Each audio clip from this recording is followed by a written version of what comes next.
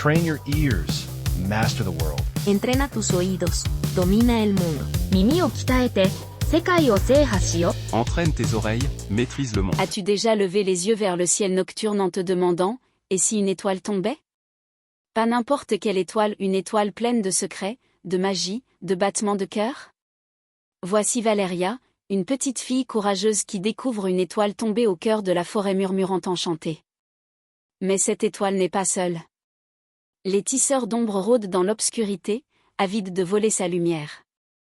Avec pour seul compagnon un esprit d'étoile espiègle et son fidèle chien Pipe, Valeria doit mener une course contre la montre pour sauver l'étoile avant l'aube ou perdre sa magie à jamais. La gentillesse suffira-t-elle à faire briller la lumière plus fort que les ténèbres? Accompagne Valeria dans une aventure où la magie est bien réelle, où la forêt murmure des secrets, et où même les cœurs les plus sombres peuvent apprendre à briller. Appuie sur lecture, et commençons.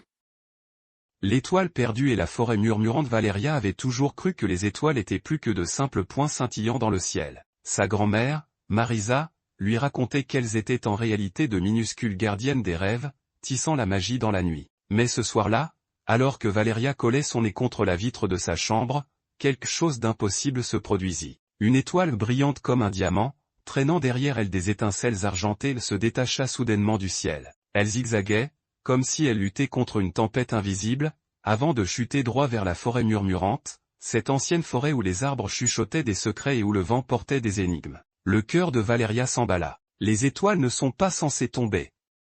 Sans réfléchir, elle enfila sa cape rouge rapiécée, celle que Marisa avait cousue avec des fils de bravoure, et fourra dans son sac un demi-biscuit à la cannelle, pour le courage. Une lampe torche en laiton, même si ses piles étaient douteuses. Son caillou porte-bonheur, lisse comme de la glace, trouvé lors de sa dernière aventure. Elle passa sur la pointe des pieds devant son chien Pipe, qui ronflait, et s'éclipsa dans la nuit. Au moment où Valeria posa le pied sous le premier chêne noueux, la forêt sembla respirer. Les feuilles frémirent dans une langue qui chatouilla ses oreilles. Prends garde, les ombres te regardent. Des champignons bleus brillants pulsaient comme de minuscules lanternes, éclairant son chemin, mais plus elle avançait, plus les choses devenaient étranges. Un ruisseau gloussa lorsqu'elle sauta par-dessus. Des lucioles s'alignèrent pour former des flèches, indiquant la direction. Un renard aux oreilles argentées l'observa s'enfuir. Puis, devant elle un cratère baigné de lumière scintillante. Valeria eut le souffle coupé. Là, nichée dans la mousse, se trouvait l'étoile tombée. Mais ce n'était ni une pierre, ni une boule de feu, elle était vivante, vibrant comme un cœur et fredonnant une douce mélodie triste. Valeria tendit la main, stop. Une minuscule silhouette surgit devant son visage, une créature pas plus grande que sa main, avec des ailes de papillon de nuit, des yeux bleus lumineux, et un froncement de sourcils plus menaçant qu'un nuage d'orage. Tu vas te brûler les doigts, enfant, gronda la créature. C'était un esprit d'étoile, réalisa Valeria. Abuela Marisa en avait parlé. Les gardiens de la magie cosmique. Mais l'étoile est blessée, protesta Valeria. Le lutin s'approcha en voletant. En effet, la lumière de l'étoile vacillait faiblement, et ses bords devenaient d'un gris terne. Elle s'éteint, murmura le lutin. Et si sa lumière meurt avant l'aube, elle deviendra le festin d'un tisseur d'ombre. Comme si ces mots les avaient appelés, l'air devint glacial. La lueur des lucioles s'atténua, et les murmures des arbres devinrent affolés. Depuis l'obscurité, de longues silhouettes vaporeuses glissèrent vers eux, leur corps fait de fumée, leurs yeux des puits vides. Les étoiles ont le goût du clair de lune, siffla l'une d'elles, tendant une main griffue vers l'étoile. Valeria réagit vite. Elle attrapa l'étoile, elle était chaude, pas brûlante, et la glissa dans la poche de sa cape. Le lutin poussa un cri, non. Elle a besoin d'air. La lumière des étoiles s'étouffe dans le tissu. Affolée, Valeria prit l'étoile dans ses paumes et fit la seule chose qui lui vint à l'esprit. Elle souffla doucement dessus, comme pour réchauffer un oisillon gelé. À sa grande surprise, l'étoile s'illumina davantage, sa lumière filtrant entre ses doigts. Les tisseurs d'ombre poussèrent des hurlements et reculèrent. Le souffle humain contient de la magie vitale, s'exclama le lutin. Mais cela ne durera pas. Il faut, crac. Une branche se brisa. Un tisseur d'ombres immense, plus grand que tous les autres, surgit devant eux, sa voix rauque comme du charbon qui s'effrite. Donne, nous, lumière. Les genoux de Valeria tremblaient, mais elle tint bon. Pourquoi? Que voulez-vous en faire? Le lutin s'agrippa à son épaule. Ils sont faits de vide. Ils désirent la lumière pour remplir leur cœur creux, mais ils la détruisent à la place. Le tisseur se jeta sur eux, mais à cet instant, un hurlement fendit la nuit. Pip, le chien de Valeria, surgit des buissons, aboyant comme un petit orage en furie. Les tisseurs d'ombre crièrent et se dispersèrent, pour le moment. Pip! Espèce de génie désobéissant, s'écria Valeria en le serrant dans ses bras. Le lutin voletait, nerveux. Ils reviendront. Il faut amener l'étoile au bassin de lune avant l'aube, ses eaux peuvent la guérir. Mais le chemin est périlleux. Valeria resserra sa cape. Alors, on court. Et sur ces mots, le trio s'enfonça plus profondément dans la forêt murmurante, la faible lueur de l'étoile éclairant leur chemin, tandis que les ombres se refermaient derrière eux. Une fuite désespérée, à peine les aboiements de Pip s'étaient-ils estompés dans les arbres que Valeria sut que les tisseurs d'ombre reviendraient plus forts, plus furieux. L'esprit d'étoile tremblait sur son épaule, ses ailes battant comme un colibri affolé. Le bassin de lune, pressa le lutin. C'est le seul endroit où l'étoile peut guérir. Mais il faut faire vite, l'aube approche. Si te gustó este video, no olvides darle un like, suscribirte a Sounds of the World, Global Listening, darle a la campanita y comentar qué otros temas quisieras que haga un video. Valeria jeta un regard au minuscule astrelot dans ses mains, elle avait décidé de l'appeler Scintille. Sa lumière palpitait faiblement,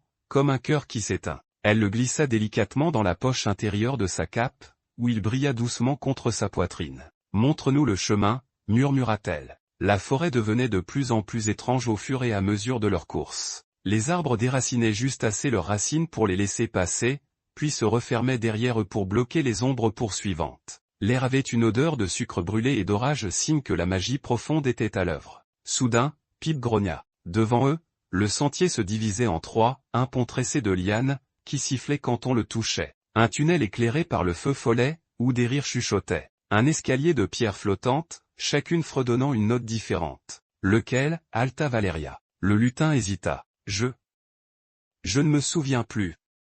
La forêt change tout le temps. Un rire glacial résonna derrière eux. Le plus grand des tisseurs d'ombre surgit, ses doigts fumants s'étirant vers eux. Perdu, petit voleur de lumière? Les doigts de Valeria se crispèrent sur son caillou porte-bonheur. Puis l'inspiration. Le langage de la lumière, elle s'agenouilla et posa le caillou sur le sol. S'il vous plaît, demanda-t-elle à la forêt. Nous essayons de sauver l'étoile, pas de la voler. Un instant de silence suspendu, puis... Le renard aux oreilles argentées réapparut. Il trottina vers l'escalier chantant et agita la queue. Suivez les notes, semblait-il dire. Faire confiance à un renard, couina le lutin. Oui, dit Valeria avec assurance. Ils posèrent le pied sur les pierres, qui soutinrent leur poids comme un sol solide. Chaque note s'intensifiait à mesure qu'ils montaient, jusqu'à ce que, crac, une pierre se dissout sous la patte de Pip.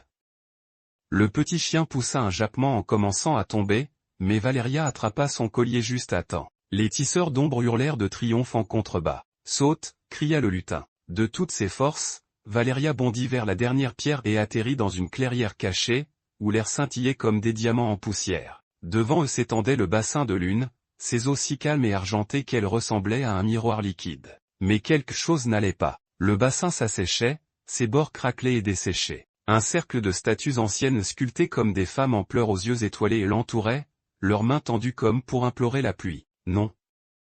Les ailes du lutin retombèrent. Les tisseurs sont déjà venus. Ils ont bu la magie. Le cœur de Valeria se serra. Mais alors, Scintille bougea dans sa poche. Une minuscule lueur s'en échappa et effleura la surface de l'eau. Des ondes se propagèrent. Des larmes de clair de lune coulèrent des yeux des statues, remplissant lentement le bassin, goutte après goutte. Ça marche, s'exclama le lutin. Mais la victoire fut de courte durée. Les tisseurs d'ombre surgirent du sol, les encerclant. Leur chef s'éleva, sa voix un rugissement creux, la lumière de la dernière étoile. À nous. Valeria savait qu'ils ne pouvaient pas se battre. Alors elle fit ce que personne n'aurait attendu, elle offrit la lumière de l'étoile volontairement. Vous n'avez pas besoin de la prendre, dit-elle en tendant Scintille. Vous pouvez la partager. Comme, une lanterne qu'on passe entre amis. Les tisseurs s'immobilisèrent. Jamais personne ne leur avait offert la lumière. Le plus grand s'approcha, ses yeux creux reflétant la lueur de Scintille. Pour la première fois, Valeria vit dans ces profondeurs de la solitude, pas de la faim. Pourquoi, souffla-t-il. Parce que vous avez froid, répondit simplement Valeria. Et la lumière est faite pour réchauffer. Alors, le miracle eut lieu. Quand le tisseur toucha la lumière de l'étoile, son obscurité noire fondit en brume argentée. Les autres tisseurs s'approchèrent, hésitants, acceptant l'offre de Valeria. Là où leurs ombres rencontraient la lumière, de nouvelles étoiles naquirent, petites, mais brillantes. Le bassin de lune déborda, à nouveau plein. Les statues souriaient. Maintenant, pressa le lutin. Valeria plaça Scintille dans le bassin. L'eau souleva l'astrolo comme des mains douces, ses ailes désormais fortes et lumineuses s'ouvrant largement. Dans un gazouillement joyeux, Scintille s'élança dans le ciel, explosant en une pluie d'étincelles qui peignit l'aube de couleurs que nul humain n'avait jamais nommée. Les tisseurs d'ombre avaient disparu mais à leur place se tenaient des êtres argentés, leurs visages apaisés. « Merci », murmurèrent-ils avant de se dissoudre dans la brume du matin. Alors que Valeria rentrait chez elle, Pip marchant fièrement en tête, le lutin perché sur son oreille lui souffla, « Tu as réécrit les règles, enfant. C'est la magie la plus rare de toutes. » Et quand Tabula Marisa lui demanda pourquoi ses poches étaient pleines de nouveaux cailloux en forme d'étoiles, elle fit un clin d'œil et dit simplement, « Pour la prochaine fois. » Ce soir-là, alors que Valeria comptait les étoiles, l'une d'elles scintilla plus fort comme si elle saluait son amie courageuse d'en bas. Et ainsi, l'étoile qui était tombée, brille maintenant plus que toutes les autres. Rappelant que même la plus petite lumière peut changer la nuit la plus sombre. Que le courage n'est pas l'absence de peur, mais le choix d'être gentil malgré elle. Car dans la forêt murmurante, la magie ne finit jamais vraiment. Elle attend simplement qu'un cœur curieux l'écoute. Si te gustó el video, no olvides suscribirte, darle a la campanita para no perderte ningún video, darle al like y comentar. Esto me ayudaría mucho. If you like the video, don't forget to subscribe. Hit the bell icon so you don't miss any videos. Give it a like and comment. This would help me a lot. Si tu as aimé la vidéo, n'oublie pas de t'abonner, d'activer la cloche pour ne rater aucune vidéo, de mettre un like et de commenter. Cela m'aiderait beaucoup.